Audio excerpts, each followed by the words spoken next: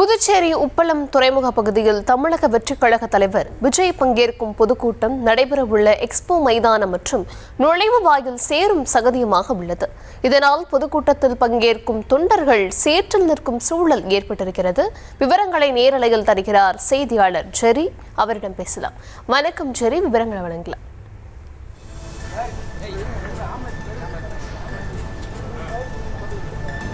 வணக்கம். இன்றைய தினம் தமிழக வெற்றிக் கழக தலைவர் விஜய் கட்சி தொடங்கிய பிறகு முதல் முறையாக புதுச்சேரி வர இருக்கிறார். கரூர் துயர சம்பவத்திற்கு பிறகு பொது வெளியில் இருக்கக்கூடிய இந்த மக்கள் சந்திப்பினை தமிழக வெற்றிக் கழக தலைவர் இன்று நடத்த இருக்கிறார். இந்த நிலையில் பலத்த போலீஸ் பாதுகாப்பு ஏற்படுத்தப்பட்டிருக்கிறது. அதே போல 5000 பேருக்கு மட்டுமே இங்க பங்கு பெறுவதற்கான நுழைவு அட்டை வழங்கப்பட்டிருக்கிறது. அதாவது QR கோடு அடங்கிய நுழைவு அட்டை இருந்தால் மட்டுமே இங்க பொதுமக்களுக்கு அனுமதி வழங்கப்படுகிறது. இந்த நிலையில்தான் 2-3 நாட்களாகவே இந்த பணிகள் துரிதமாக நடைபெற்று வந்தது. இருப்பினும் கூட பொதுமக்கள் நுழையும் இடத்தில் வெறும் சேரும் சகதியுமாக இருக்கக்கூடிய அந்த காட்சிகளை பார்க்க முடிகிறது. ஒளிப்பதிவாளர் மனோ நமக்கு அந்த காட்சிகளை காண்பித்துக் கொண்டிருக்கிறார். அந்த பாதை சேரும் சகதியுமாகவே காணப்படுகிறது. அதன் தொடர்ச்சியாக நம்ம அடுத்த நுழைவாயிலுக்கு செல்லுமையானால் அங்கேயும் இதே சூழல் தான் நிலவுகிறது.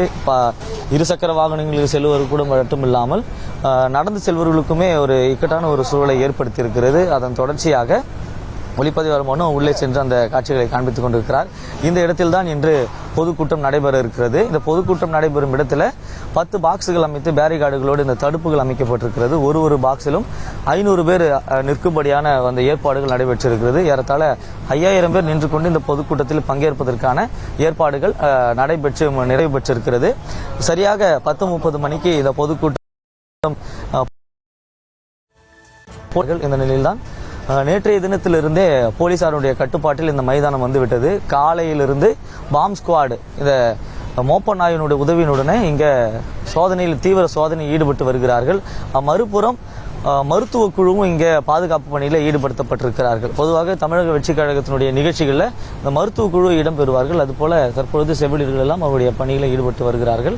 அதன் தொடர்ச்சியாக இங்க மக்கள் நின்று இந்த பொதுக்கூட்டத்தில் பங்கேற்கக்கூடிய இந்த இடங்களிலுமே சேரும் சகதியாகத்தான் இருக்குது. இது உப்பளம் பகுதி என்பதால இது தானாகவே இங்க மணல் கொட்டி இந்த இடத்துல சமப்படுத்தினாலும் கூட நீர் சுரந்து கொண்டே வரக்கூடிய ஒரு சூழல் ஏற்பட்டிருக்கிறது. அப்படித்தான் நேற்று மாலை மண் எல்லாம் கொட்டி நிரப்பப்பட்ட இந்த பகுதி தற்பொழுது நீர் சுரந்து சேரும் சகதியுமாக காணப்படுகிறது.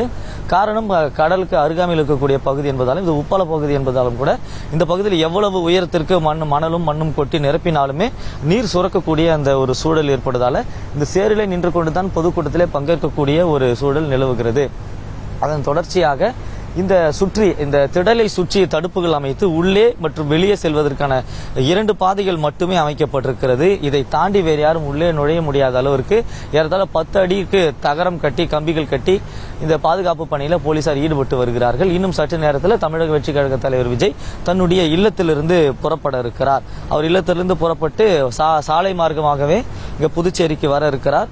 புதுச்சேரி வந்த பிறகு இங்கே அவர் வழக்கமாக மக்கள் சந்திப்பிலே பயன்படுத்தக்கூடிய அந்த பேருந்தின் மேல் ஏறி நின்று தான் விஜய் இங்கே பேச இருக்கிறார். இந்த சூழலில் தான் இந்த பகுதியை நுழைவாயில் மற்றும் மக்கள் நிற்கக்கூடிய பகுதிகள் சேரும் சகதியுமாக காட்சியளிக்கிறது. இருப்பினும் அவர் நேற்றிலிருந்தே இந்த பாதைகளை சரி செய்தாலும் கூட இது நீர் சுரந்து வருவதால அவர்களாலும் பணியை துரிதமாக முடிக்க முடியாத ஒரு சூழல் நிலவுகிறது. அதே சமயம் போலீசாரும் பலத்த பாதுகாப்பில் ஈடுபட்டு வருகிறார்கள்.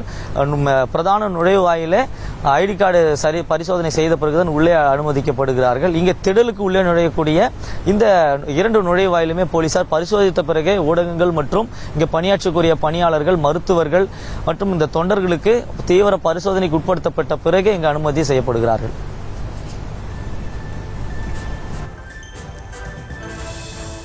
கள விவரங்களுக்கு நன்றி ஜெரி.